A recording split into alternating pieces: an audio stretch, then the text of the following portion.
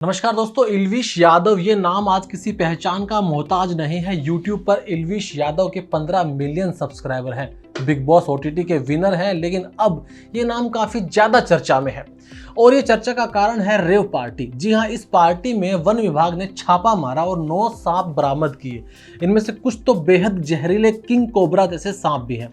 इल्विश यादव और 5 अन्य युवाओं को जिस रेव पार्टी में होने की जानकारी पुलिस को मिली थी, उसमें सांप के जहर की 20 मिलीलीटर मात्रा भी मौजूद थी। 9 सांप बरामद हुए, जिसमें से 5 कोबरा, 1 पाइथन, 2 मुहा सांप और रेड स्नेक भी मौजूद था। आरोप है कि इन सांपों का इस्तेमाल नशे यानी कि स्नेक वेमन एडिक्ट्स के लिए किया जाता था। पहली बार तो ये यकीन नहीं होता कि सांप के जिस जहर से भारत में हर साल 64,000 लोगों की मौत होती है, कोई जानबूझकर उसे नशे के लिए कैसे इस्तेमाल कर सकता है।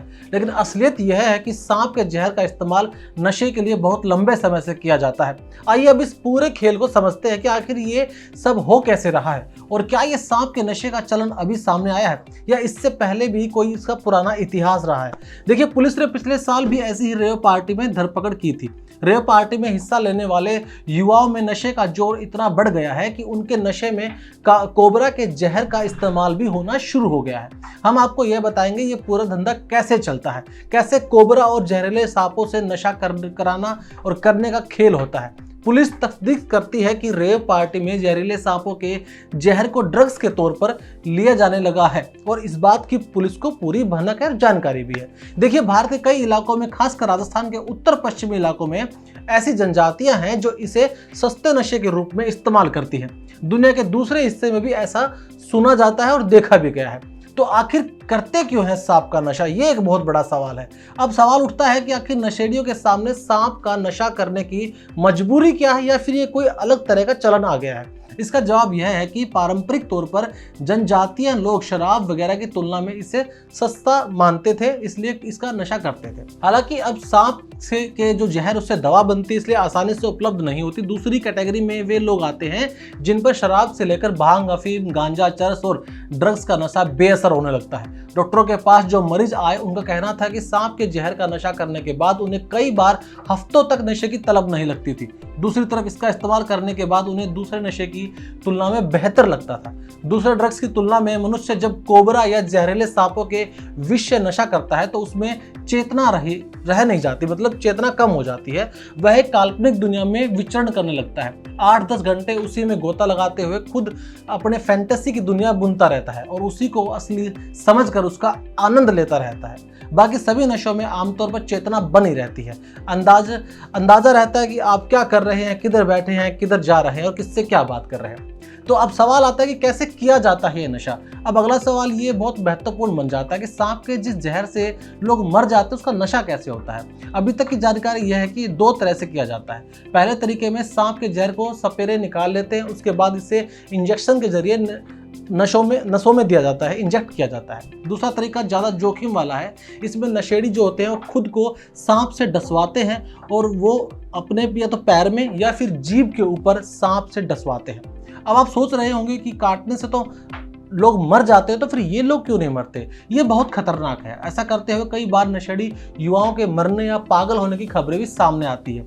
लेकिन जानकार, डॉक्टर और दूसरे विशेषज्ञ हैरान हैं कि ऐसा करने के बाद भी ये लोग मरते क्यों नहीं है। सांप का जहर 2 किस्म का होता है। न्यूरोटॉक्सिक, जो कि हमारे नर्वस सिस्टम को बेकार कर देता है। दूसरा होता है हीमोटॉक्सिक, जो हमारे खून के जमने की नेचुरल प्रक्रिया को गड़बड़ कर देता है और शरीर में अनियंत्रित खून का रिसाव या हेमरेज की शुरुआत हो जाती है। लेकिन नशा करने वाले इन लोगों को ऐसा क्यों नहीं होता, इस बारे में 2-3 तरह की राय बनती है, बातें बनती हैं। पहली बात तो यह है कि रेव पार्टियों में सांप के जहर को प्रोसेस करके उसे हल्का बना लेते हैं। यह जहर ऐसा होता है कि नशा तो हो लेकिन उसका दुष्प्रभाव शरीर पर ना हो। दूसरा तरीका, जिसमें सांप से जबरन खुद को कटवाया जाता है, उसमें कहा जाता है कि सांप को इस तरह से पकड़ा जाता है कि वह बहुत ज्यादा जहर शरीर में ना छोड़े। ऐसे डसने को ड्राई स्नेक बाइट भी कहते हैं। इससे नशेड़ी के शरीर में बहुत कम मात्रा में जहर जाता है। और तीसरी वजह है जो बताई जाती है कि लगातार जहर की खुराक लेते रहने से नशे के आदी शख्स के अंदर शरीर में एंटीबॉडी क्रिएट हो जाती है और वो नशा कम जो है जहरीला बन जाता है, जिससे जान का खतरा कम हो जाता है। कोई भी कारण हो, कैसा भी नशा हो, नशा तो नशा होता है और ये एक तरह की बुरी लत है जो कि आपके शरीर और आपके जीवन को बर्बाद कर सकती है। इल्विश यादव जैसा बड़ा नाम जब इस तरह की कंट्रोवर्सी में आता है और इस तरह के बड़े आरोप उन पर लगते हैं तो यूथ को भी सोचना होगा कि वो अपना आइडल किसे बना रहा है। एक ऐसे इंसान को जो जीवन के जीने और आपके जीवन की दिशा को दे सके, या वो ऐसा इंसान जो आपको ड्रग्स जैसे गंदे धंधे के अंदर लिप्त कर दे। आपका क्या कहना है? क्या सांप से काटने का जो मामला है ये कितना बड़ा है? क्या देश में अलग अलग हिस्सों में और भी कहीं हो रहा है? अगर आपकी जानकारी में है तो कमेंट बॉक्स में अपनी राय और अपनी बात जरूर रखिएगा। अब आपसे मिलते हैं अगली वीडियो में, तब तक के लिए बने रहिए मेरे साथ और अपना ख्याल रखिए। मिलते हैं अगली वीडियो में। धन्यवाद।